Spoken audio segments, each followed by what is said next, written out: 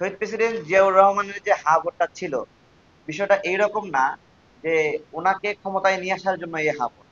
উনি ক্ষমতায় ছিলেন, এরপরেও জনগণের কনসেন্ট নেওয়ার জন্য, যে ম্যান্ডেট।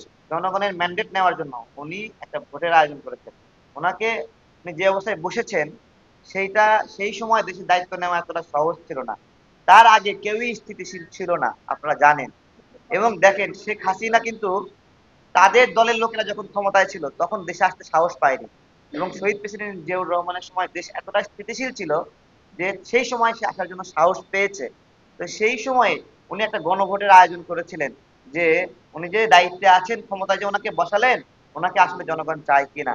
এবং দেখেন, উনি যে দায়িত্ব নিলেন, দায়িত্ব নেওয়ার পরে এতগুলো মানুষের সমর্থন পেলেন, তারপরেও উনি অনুধাবন করলেন যে উনি একমাত্র রাজনৈতিক মত এবং পথ না, উনি অন্যান্য রাজনৈতিক মত এবং পথকে সম্মান করে বহুদলীয় গণতন্ত্রের জন্য সূচনা করে দিলেন। তো সেই গণভোটকে যারা প্রশ্ন করে, তাদের লেখাপড়ার সমস্যা আছে, তাদের প্রজ্ঞার সমস্যা আছে, তারা ইতিহাস জানে না।